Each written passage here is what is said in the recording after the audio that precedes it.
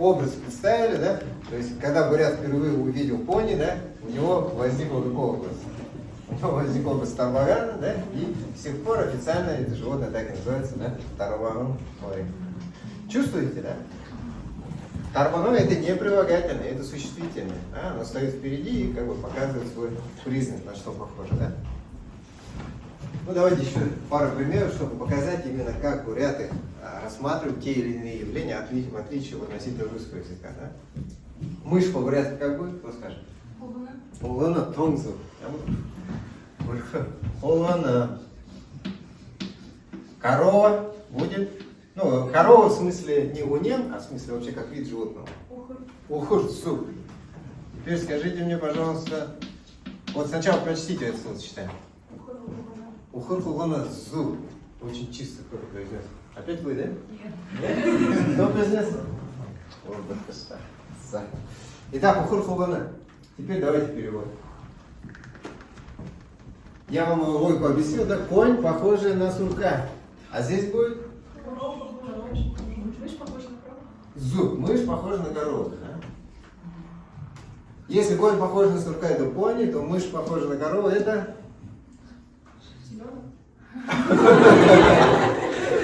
Теленок это разве мышь? Мышь похожа на корову. Ямам?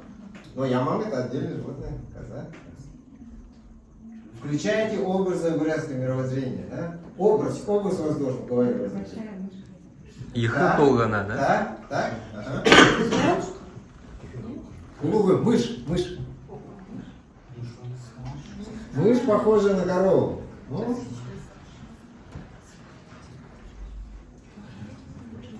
Своими размерами. Крыса, кто сказал? У меня журнал был, я бы опять. Чувствуете, да? Бурятское именно такое восприятие, да? То есть видит бурят крысу, да? И, ну, это же мышь, да? И как бы сразу возникает образ такого крупного животного, да? И идет сравнение с коровой, да? Получается ухор хулана. Теперь давайте обратным путем я еще одно словосочетание с вами рассмотрим, да, для того, чтобы вы образность почувствовали. И на этом завершим, да? Ага. Смотрите, что нам понадобится?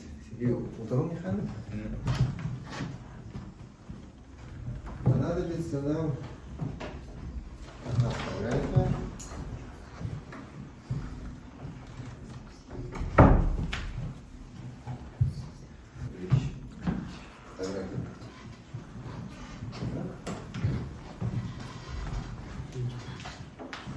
Видите, образ, главный образ.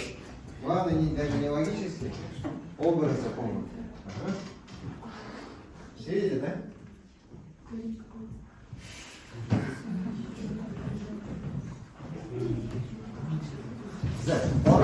Ордон когда женьшень. Это женьшень. Ага. Теперь давайте мы с вами вместе составим, как будет по-бурятски женьшень. Смотрите, растение, да? Ну, трава, сено, как будет косить сено? Угосов шаха, кто сказал?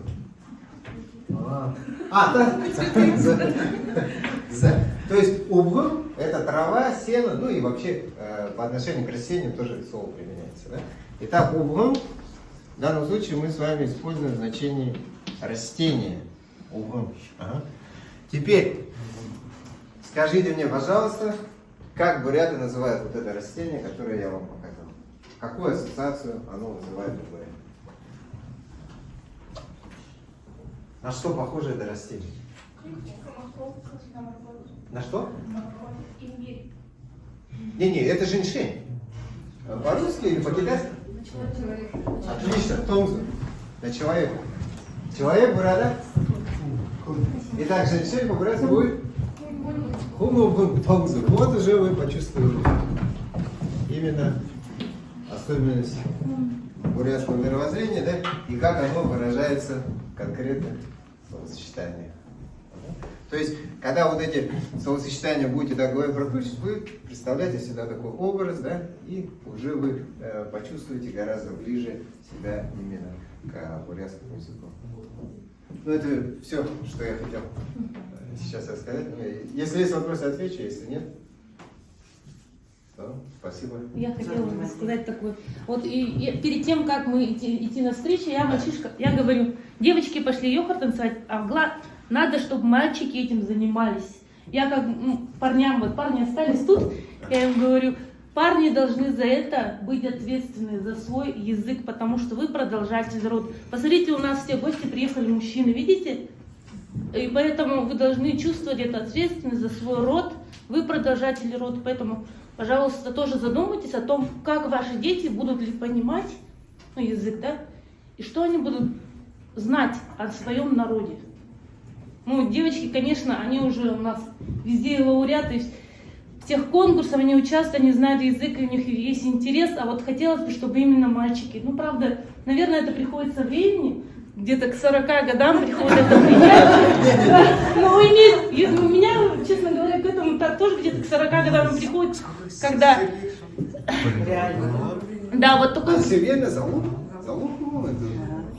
И я хотела обратить большое внимание, девочки, мальчики, обратите внимание на то, как нужно это делать. Никто, кроме нас, этого не сделает. Свой язык мы не сохраним, кроме нас, да? Спасибо. Я эту мысль полностью, я эту мысль поддерживаю, да. И действительно, вот мы трое мужчин, да, в коллективе. И вот в бурятах, бурятские пословицы, они очень глубокие, такие емкие, но очень глубокие, да. Бурятар холхыды гртыхи бэйду гыргыны, пацахи бэйду изны. То есть буквально если перевести, да, то все, что дома, это ответственность женщины, все, что снаружи, это ответственность мужчины. Да? И то, что у нас язык, вот часто говорят, что это вина бурятских женщин, то, что язык у нас в таком состоянии находится, мамы не говорят с детьми, да? А кто отвечает за это?